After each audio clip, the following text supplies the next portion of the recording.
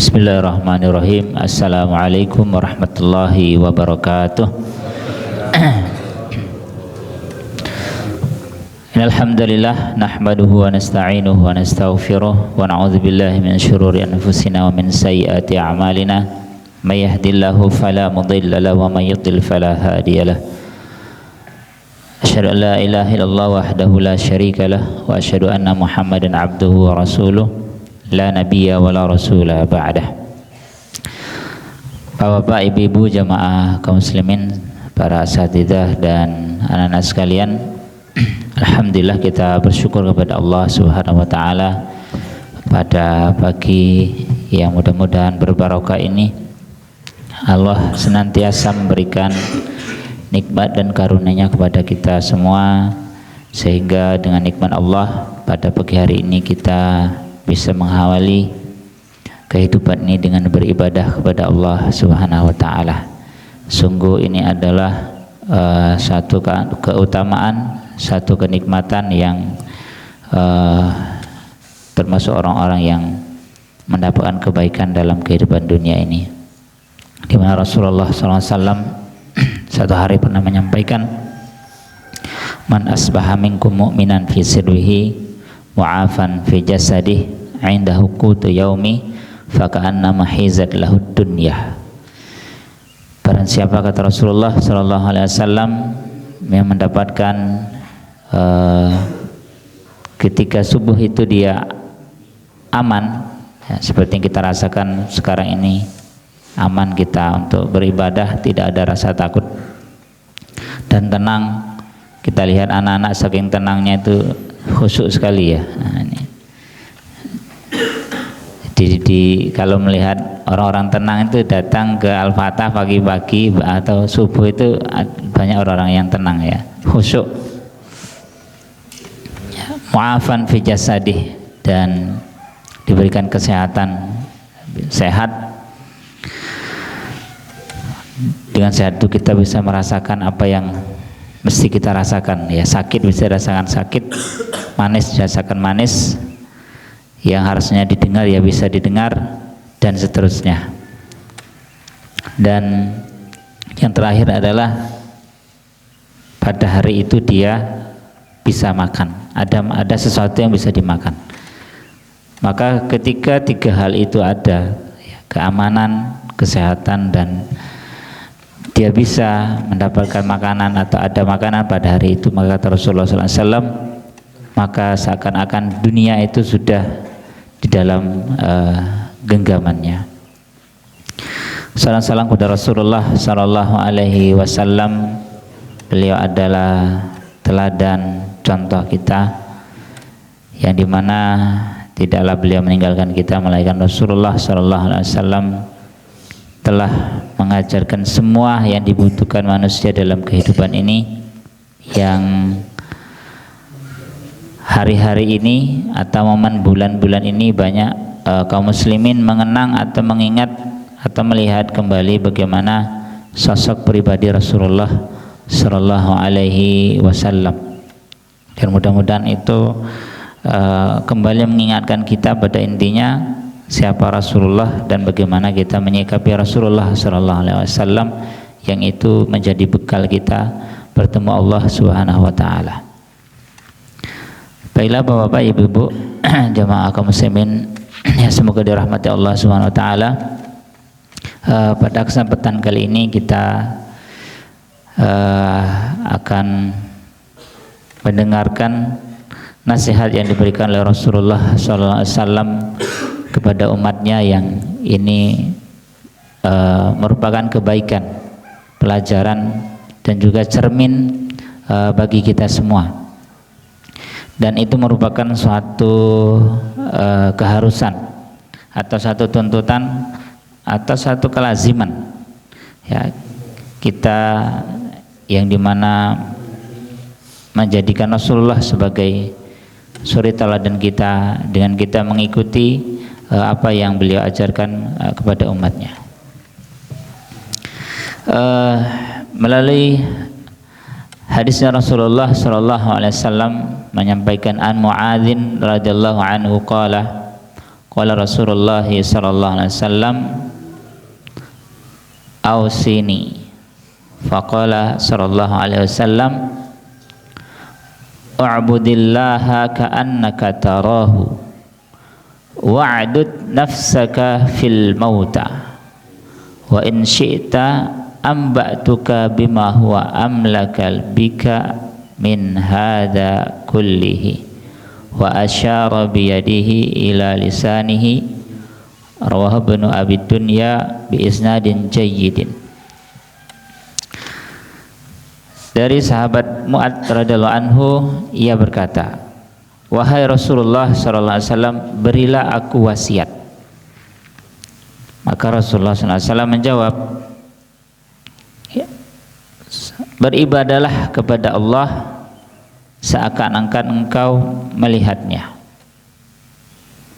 Kemudian hitunglah dirimu termasuk orang-orang yang sudah wafat, sudah meninggal, sudah mati.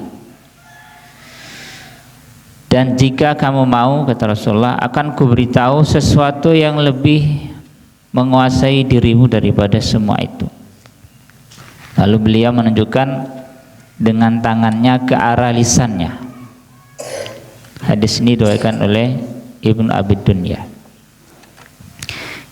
Bapak-bapak, ibu-ibu, jamaah kaum muslimin rahimakumullah,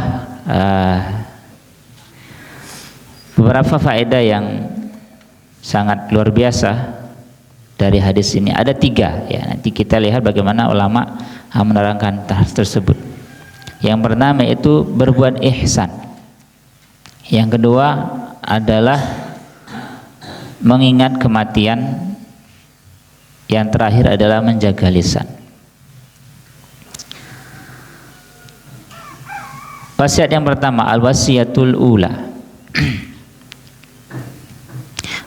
Wasiat yang pertama Rasulullah SAW yang diberikan kepada sahabat Mu'adz, yang ini juga adalah wasiat untuk kita juga. Sahabat Mu'adz radhiyallahu anhu ini adalah sahabat, termasuk sahabat yang golongan ulama, dan dia termasuk ulama muda ketika itu. Dan dia dikenal orang yang paling faham tentang halal dan haram. Dan beliau adalah yang diutus oleh Nabi SAW untuk berdakwah ke Yaman.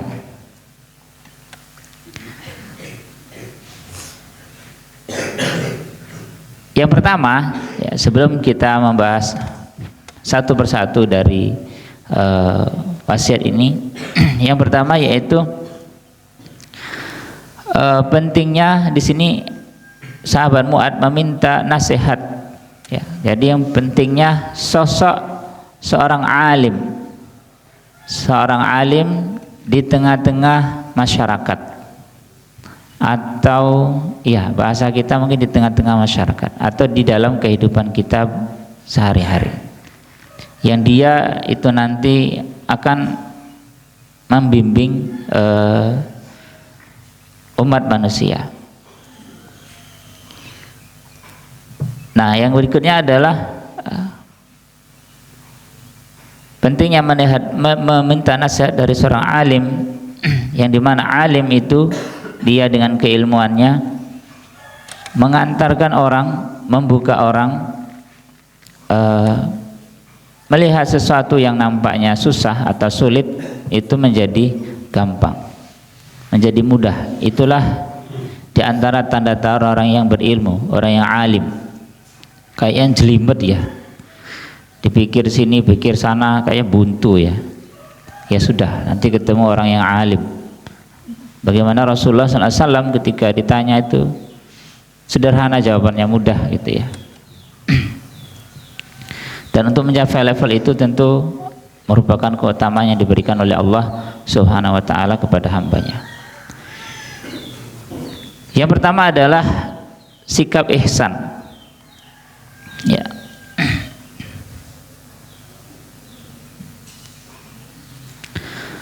Diterangkan bahwa wa ma'na an ta'budallaha ta'ala ka'annaka waqifun baina yadayhi tarahu wa man kana kadzalik fa innahu ya'ti bil ibadah 'ala tamam wal kamal fa hadza huwal ihsan, ihsanul amal. Maka ketika seseorang bisa seperti itu, maka sesungguhnya dia telah melakukan ibadah dengan sempurna. Ya.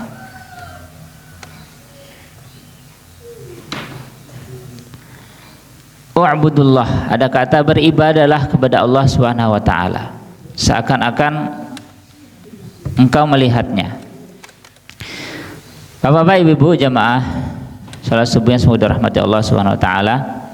Sebelum kita ihsan itu, kata ulama ada beberapa tingkat ya. Sikap ihsan, sikap berbuat baik atau ihsan itu ada beberapa tingkat. Kata ibadah sangat menarik sekali apa disampaikan oleh Syekhul Islam Ibnu Taimiyah tentang ibadah. Sebagaimana ibadah itu adalah inti atau tugas pokok kita dalam beribadah. Kata beliau, ismun jami'un likulli ma yuhibbullah wa yardah minal aqwal wal a'mal az-zahira wal batinah. Kata beliau, ibadah itu adalah apa saja. Jadi yang kita diperintahkan untuk beribadah berarti kita mesti melihat apa itu ibadah, itu apa ya? Apa ya, cuma sholat, terus bayar zakat aja, terus selesai gitu. Kata beliau adalah ibadah itu adalah melakukan atau apa saja yang Allah cintai dan Allah ridhoi. Kata kuncinya Allah cinta, Allah ridho. Yang itu bisa dari perkataan, ucapan. Jadi hidup kita ini bagaimana melakukan atau berucap, berkata yang itu Allah cinta, Allah ridho. Ketika sudah seperti itu, maka kita sudah melakukan tugas yang semestinya atau hidup sebagaimana semestinya. Yang ucapan atau perkataan itu bisa tampak, bisa nggak tampak ya. Kalau yang tampak ini tampak, nanti ada yang nggak tampak apa? Ucapan hati ya, ngeremeng apa ya bahasanya apa? Ya, batin. Nah, itu ada batin. Batin itu ibadah. Yang maksudnya ibadah begini, dia bisa bernilai pahala ketika yang dibatin itu sesuatu yang dicintai dan ridho oleh Allah SWT. Apa saja ya. Pun sebaliknya, ucapan itu bisa juga mengandung dosa ya, mengandung dosa, bahkan kekufuran ketika dia berarti sesuatu yang Allah tidak suka dan Allah tidak ridho. Nah, disinilah pentingnya nanti ilmu. Apa saja yang Allah cintai, ucapan apa saja yang Allah cintai, ucapan apa saja yang Allah tidak cintai, tidak ridhoi. Ya. Tentu yang jelas Allah cintai adalah ucapan-ucapan yang baik, akad yang baik. Ya. Yang tidak baik, bohong, menghina, mengejek, menggibah, itu adalah ucapan. Maka itu bukan ibadah. Dan seterusnya. Bersumpah palsu. Termasuk juga yang sekarang waliyadzubillah, kalau bahasa anak udah jadi buzzer ya. Buzzer itu ada apa dikomentari ya, dengan video atau dengan suara, sehingga menjadikan sesuatu yang bikin rame ya. Yang kedua adalah dari apa yang disampaikan beliau itu adalah perbuatan yang Allah cinta, Allah ridai, dan itu banyak sekali. Yang itu bisa tampak, bisa tersembunyi. Yang tersembunyi misalnya adalah perbuatan hati. Itu bisa rasa suka, bisa rasa benci, bisa rindu, dan seterusnya. Yang ini itu bisa bernilai pahala, tetapi juga bisa dosa. Ketika mencintai, menyukai, waliyadzubillah, mengidolakan, menjadikan tuntunan sesuatu apa atau siapa, atau sesuatu yang Allah tidak cinta, Allah tidak ridho, maka ini hati-hati. Jadi, dan waliyadzubillah hari ini banyak anak-anak kaum muslimin jatuh ke sini, mencintai orang kafir, menyukai orang kafir sampai pada level gaya hidup. Kita berbaik sangka mudah-mudahan karena mereka tidak paham.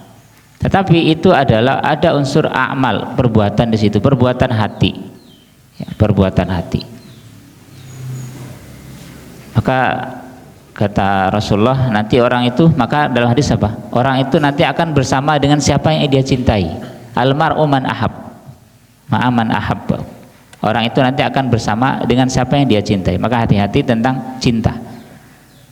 Maka cintailah, sukailah apa saja atau siapa saja yang Allah perintahkan kita untuk mencintai, menyukainya.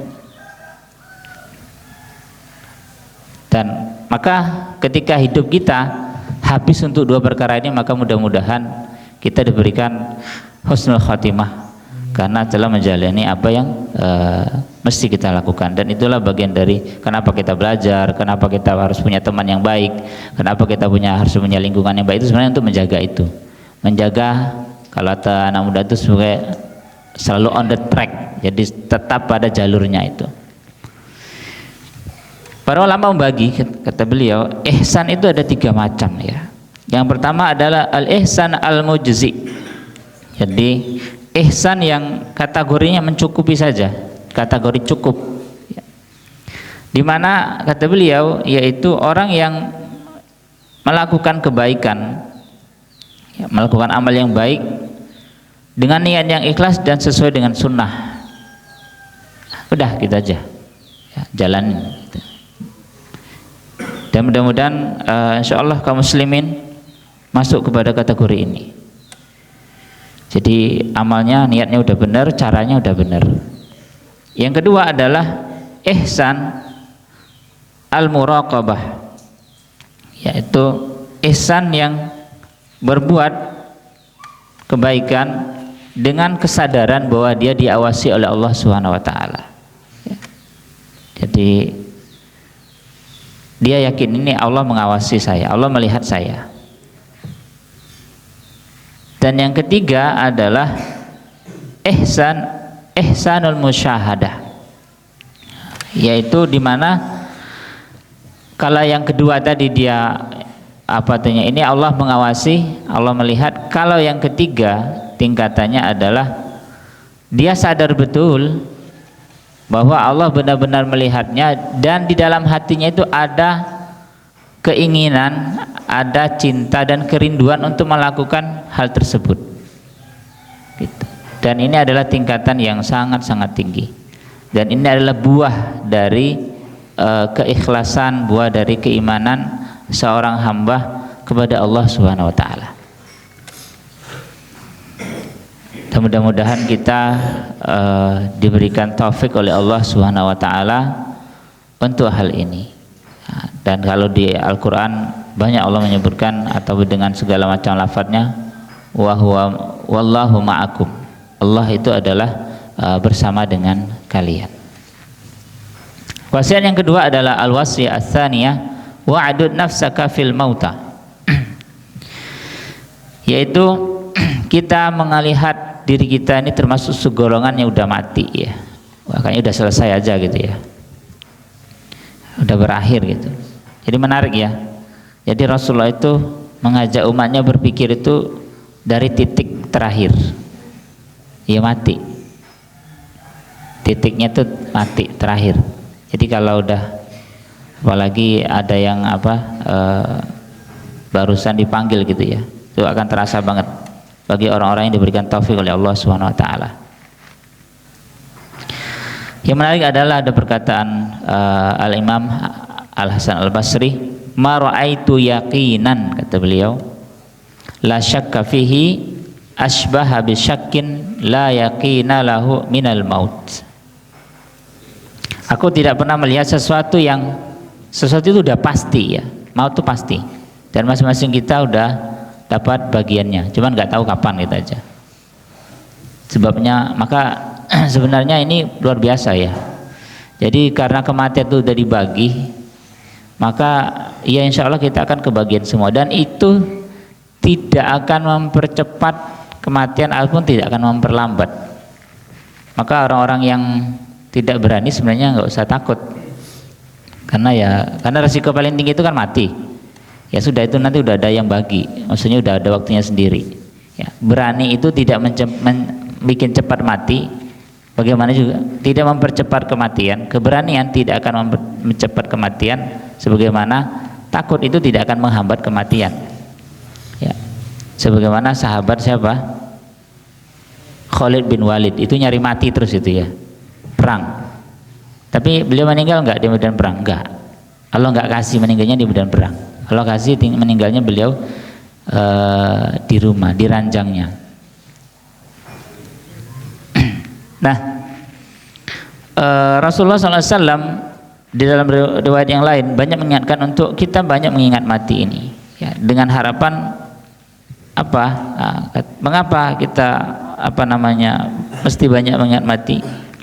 Maka kata beliau, bagaimana hal tersebut adalah untuk mengingatkan kita kemana kita akan kembali, dan yang berikutnya adalah untuk kita melakukan yang terbaik yang kita bisa, dan itu adalah bagian dari keimanan kepada ayat Allah SWT, Maliki Yaumiddin. Allah adalah Raja yang akan membalas nanti pada hari kiamat, yang artinya tidak ada perbuatan kita yang tidak dibalas oleh Allah SWT. Faman ya'mal mithqala dzarratin khairan yarah wa may ya'mal mithqala dzarratin syarran yarah. Apapun hal yang kecil akan dibalas oleh Allah SWT, baik itu kebaikan maupun itu keburukan. Maka Allah SWT sangat adil kepada umat manusia.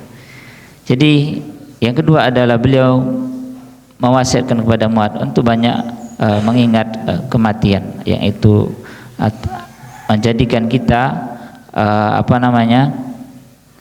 berhati-hati dan melakukan yang terbaik yang kita bisa. Dan ini adalah bagian dari cara pandang umat Islam bahwa hidup ini akan berakhir, hidup ini akan berakhir. Dan yang terakhir adalah wasiat Rasulullah Shallallahu Alaihi Wasallam menjaga lisan, ya, menjaga lisan. Dan terkait hal ini Rasulullah SAW di riwayat yang lain adalah menyebutkan, man kana yu'minu billahi wal yaumil akhir falyakun khairan aw liyasmut. Barang siapa yang beriman kepada Allah dan hari akhir, hendaklah dia berkata baik atau dia diam. Dan di akhir Rasulullah SAW menyampaikan bahwa ini adalah yang pokok yang bisa ketika ini dijaga bisa mengantarkan kepada yang dua di atas. Nah, menjaga lisan. Nah, menjaga lisan ini ada hubungannya karena kita hidup ini tidak sendiri, bersama orang lain. Biasanya begini Bapak Ibu sekalian, permasalahan di antara kita itu sebenarnya gara-gara, kalau bahasa sekarang itu gara-gara komunikasi. Entah salah ngomong, ya misalnya gitu ya, salah ngomong, salah faham, atau karena nggak ngomong atau nggak faham gitu ya, karena nggak diomongin gimana mau paham ya. Makanya hati-hati, baik itu hidupan di rumah, dimanapun di masyarakat masih gitu ya. Jadi lisannya luar biasa ya. Maka di dalam hadis yang lain Rasulullah SAW menyampaikan begini ya, ini mengingatkan kita,